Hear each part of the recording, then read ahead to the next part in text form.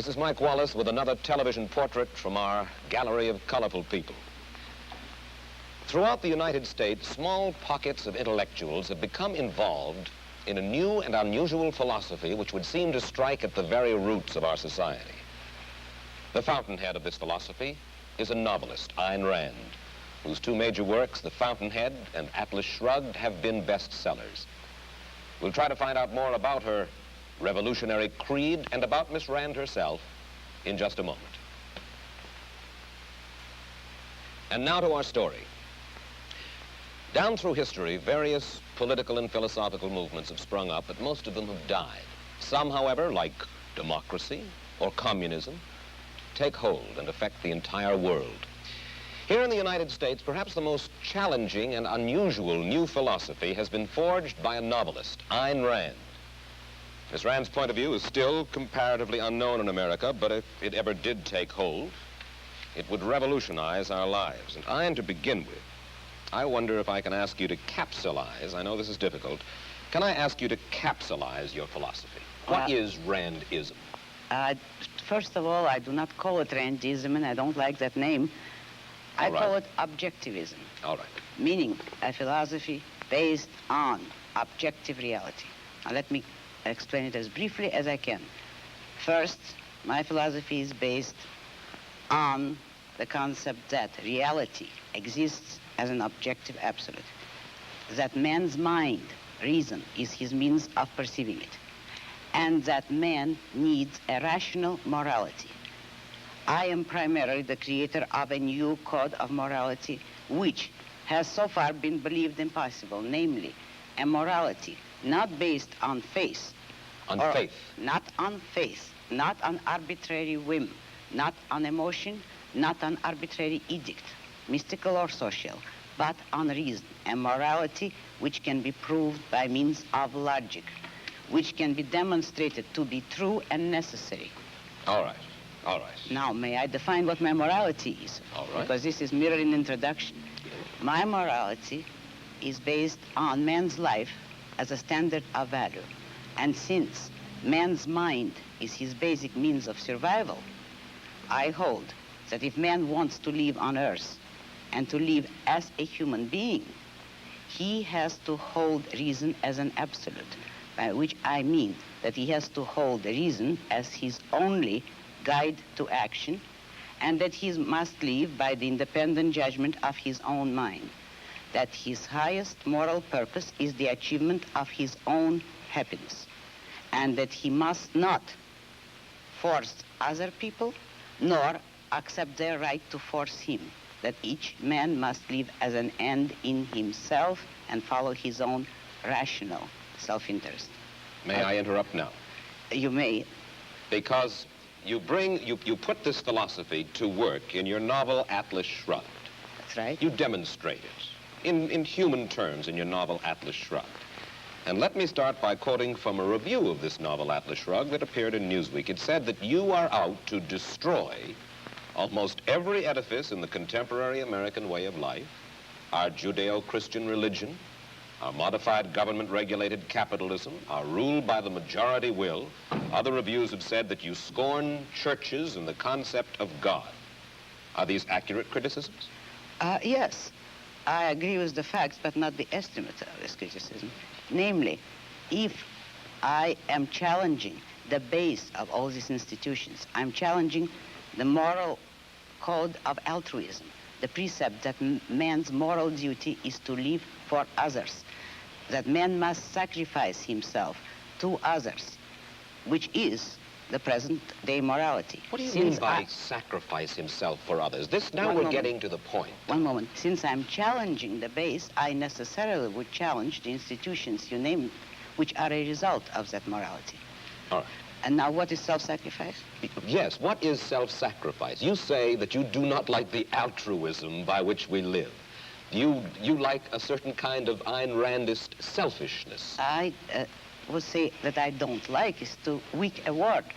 I consider it evil. And self-sacrifice is the precept that man needs to serve others. in order to justify his existence, that his moral duty is to serve others.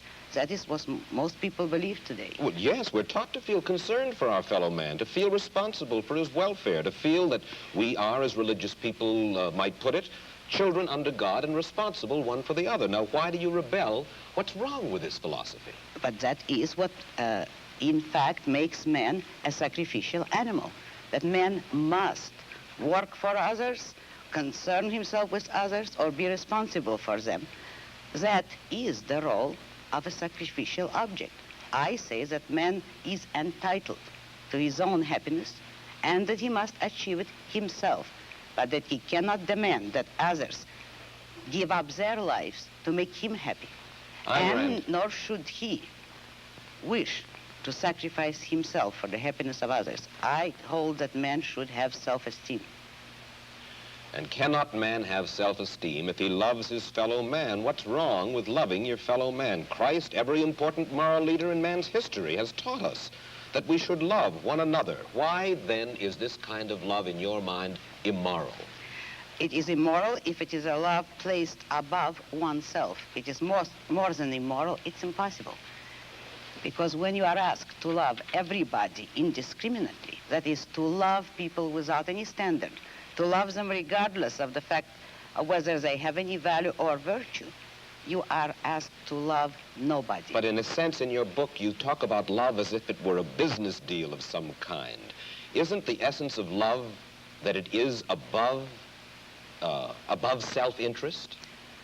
Well, let me make it concrete for you. What would it mean to have love above self-interest? It would mean, for instance, that a husband would tell his wife, if he were moral, according to the conventional morality, that I am marrying you just for your own sake.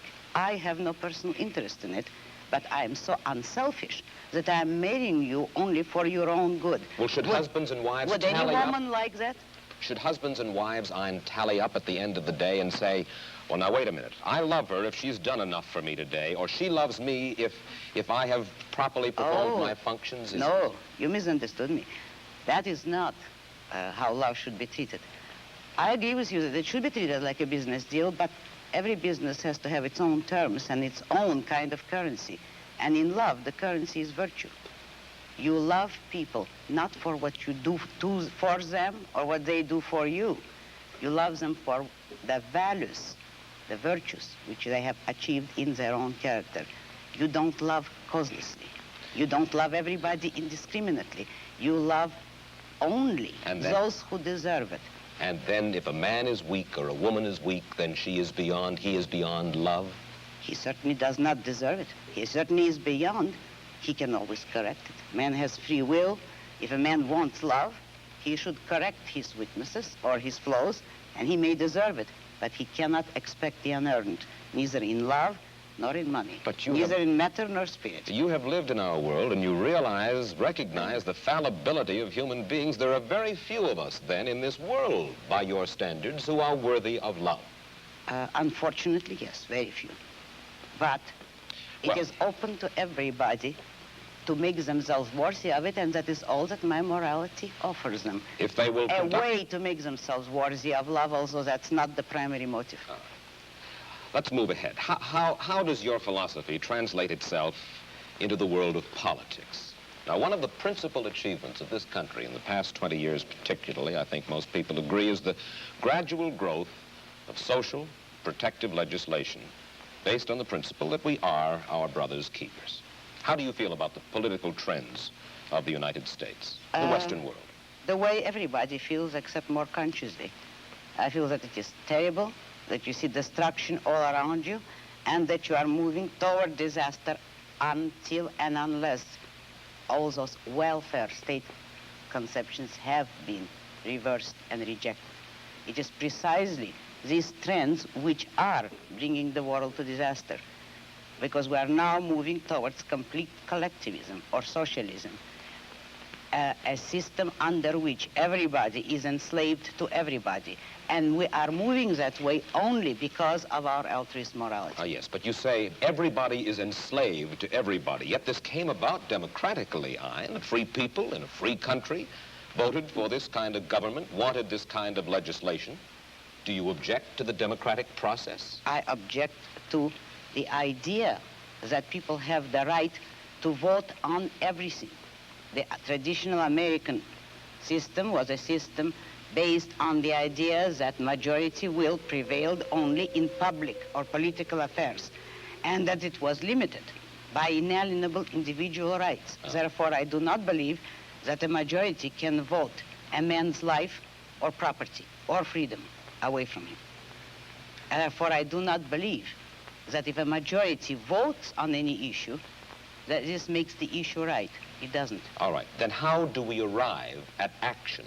How should we arrive at action?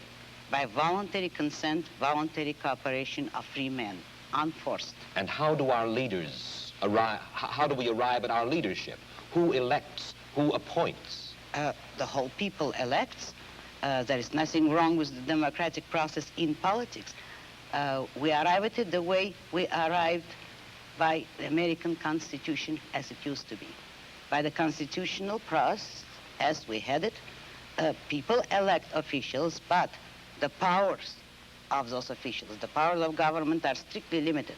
They will have no right to initiate force or compulsion against any citizen except a criminal. Those who have initiated force will be punished by force, and that is the only proper function of government. What we would not permit is the government to initiate force against people who have hurt no one, who have not forced anyone. We would not give the government or the majority or any minority the right to take the life or the property of others. That was the original American system. When you say take the property of others, I imagine that you're talking now about taxes. Yes, I am. And you believe that there should be no right by the government to tax. You believe that there should be no such thing as welfare legislation, unemployment compensation, regulation during times of stress, certain kinds of rent controls and things like that. That's right. I'm opposed to all forms of control. I am for an absolute, laissez-faire, free, unregulated economy. Let me put it briefly. I'm for the separation of state and economics, just as we had separation of state and church, which led to peaceful coexistence among different religions after a period of religious wars. So the same applies to economics. If you separate the government from economics, if you do not regulate production and trade, you will have peaceful cooperation and harmony and justice among men. You are certainly enough of a political scientist to know that certain movements spring up in reaction to other movements. The labor movement, for instance, certain social welfare legislation. This did not spring full-blown from somebody's head, out of a vacuum. This was a reaction to certain abuses that were going on. Isn't that true, Aya? Not always. It actually sprang up from the same source as the abuses. If by abuses you mean the legislation, which originally had been established to help industrialists, which was already a breach of complete free enterprise. If then, in reaction, labor leaders get together to initiate legislation to help labor, that is only acting on the same principle, namely, all parties agreeing that it is proper for the state to legislate in favor of one economic group or another. But what I'm saying is that nobody should have the right, neither employers nor employees, to use state compulsion and force. But when you advocate completely unregulated economic life in which every man works for his own profit, you are asking, in a sense, for a devil-take-the-hindmost, dog-eat-dog society, and one of the main reasons for the growth of government controls was to fight the robber barons, to fight laissez-faire, in which the very people whom you admire the most, the hard-headed industrialists, the successful men, perverted the use of their power. Is that not true? No, it isn't. Oh. This country was made not by robber barons, but by independent men, by industrialists who succeeded on sheer ability. And By ability, I mean without political force, help, or compulsion. But at the same time, there were men industrialists who did use government power as a club to help them against competitors. They were the original collectivists. Today, the liberals believe that that same compulsion should be used against the industrialists for the sake of workers. But the basic principle there is, should there be any compulsion? And the regulations are creating robber barons. They are creating capitalists with government help, which is the worst of all economic phenomena.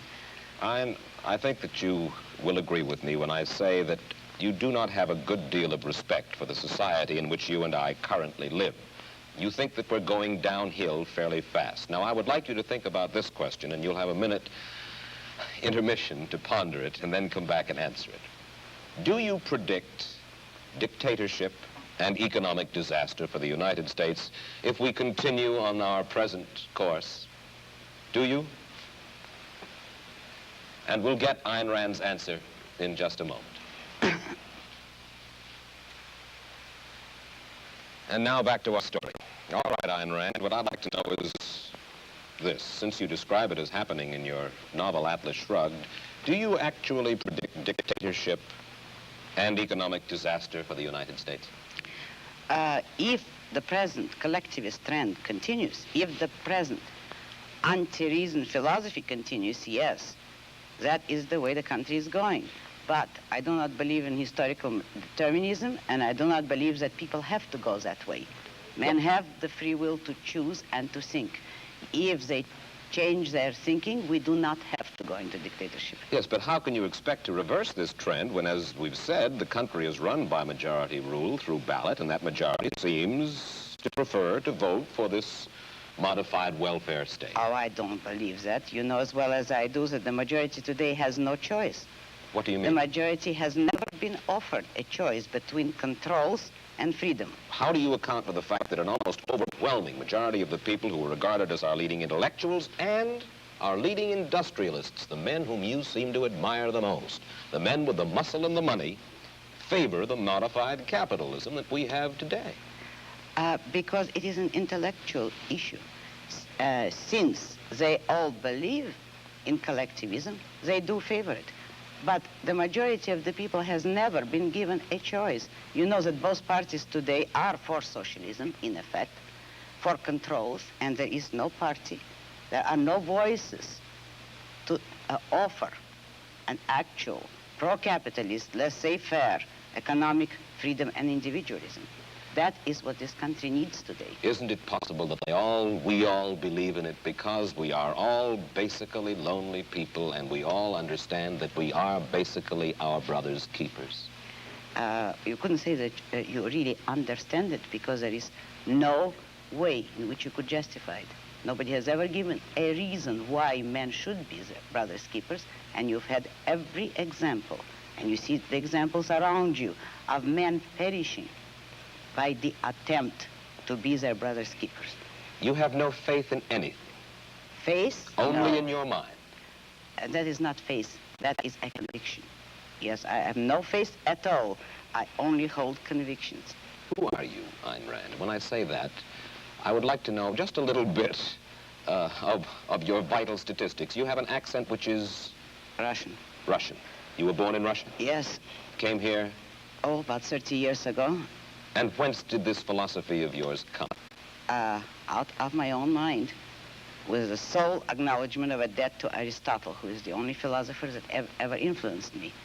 I devised the rest of my philosophy myself. Your parents, did they die in Russia, or did they come here to the United States? No, I came here alone, and I don't know. I have no way of finding out whether they died or not. You are married? Yes. Your husband, is he an industrialist? No, he's an artist. His name is Frank O'Connor. And he, not the writer? He no, paints. not the writer. And does he live from his painting? He's just beginning to study painting. He was a designer before. Is he supported in his efforts by the state? Most certainly not. He's supported by you for the time being? No, by his own work, actually, in the past. Well, I know. By me, if necessary, but that isn't quite necessary. And there is no contradiction here, in that you help him. No, because you see, I am in love with him selfishly. It it is to my own interest to help him if he ever needed it, I would not call that a sacrifice because I take selfish pleasure in it. Let me put one specific case to you. Suppose under your system of self-sufficiency, one single corporation were to get a stranglehold on a vital product or a raw material, uranium, for instance, which might be vital for the national defense, and then would refuse to sell it to the government. Then what? Under a free system, no one could acquire a monopoly on anything.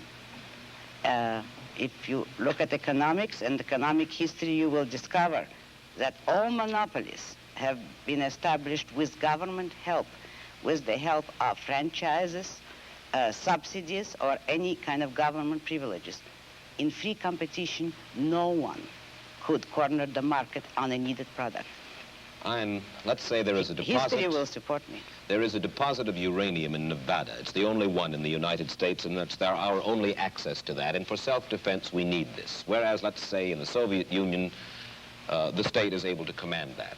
And a kind of a strange man of strange beliefs got hold of this uranium and said, I will not sell this uranium to my government. He should not be able to be forced by the government, according to your philosophy, to sell that uranium. But you realize that you are setting up an impossible fantasy. That is, if you're talking of any natural resource that is vitally needed, it could not become vitally needed if it were that scarce. Not scarce to the point where one man could control all of it. So long as, I'm using your example, if a natural resource exists in more than one place in the world, no one man is going to control it. All right, let's take another. How do we build roads, sanitation facilities, hospitals, schools? If the government is not permitted to force, if you will, by vote, taxation, use your word, we have to depend upon the trickle-down theory, upon the noblesse oblige, the largesse. I will answer you by asking you a question. Who pays for all those things? All of us pay for these things. When you admit that you want to take money by force from someone and ask me how are we going to build hospitals or roads, you admit that someone is producing the money, the wealth, that will make those roads possible. Now you have no right to tell the man who produced the wealth in what way you want him to spend it. If you need his money, you can obtain it only by his voluntary consent. And you believe in the eventual goodwill of all human beings, or at least that top echelon of human beings, whom you believe will give willingly. No goodwill is necessary, only self-interest. Only I believe in private roads, private post offices, private schools. When industry breaks down momentarily, and there is unemployment, mass unemployment, we should not be permitted to get unemployment insurance. Social security we do not need. Will depend upon the self-interest of these enlightened industrialists whom you so admire to take care of things when the economy needs a little lubrication and there are millions of people out of work. Study economics. A free economy will not break down. All depressions are caused by government interference. And the cure is always offered so far to take more of the poisons that cause the disaster. Depressions are not a result of a free economy. And one last question. We only have about a half a minute. How many Randists, you don't like the word, I beg your pardon. Objectivists. How many objectivists would you say there are in the United States? It's hard to estimate, but I can tell you some figures. My best intellectual, Nathaniel Brandon, a young psychologist, is giving a series of lectures on my philosophy in New York. He has received 600 letters of inquiry within the month of January. He's giving these lectures, and the attendance is growing in geometrical proportion. Ein, I'm sure that you have stimulated a good many people, more people than already have, to read your book, Atlas Shrugged, and The Fountainhead. And I'm equally sure they will be stimulated for the reading, indeed, if they do not agree. Thank you. Thank you very much. I'll be back in a moment with my personal footnote to the story of Ayn Rand. As we said at the outset, if Ayn Rand's ideas were ever to take hold, they would revolutionize the world. And to those who would reject her philosophy, Miss Rand hurls this challenge. She has said, For the past 2,000 years, the world has been dominated by other philosophies. Look around you. Consider the results. We thank Ayn Rand for adding her portrait to our gallery, one of the people other people are interested in. Mike Wallace, goodbye.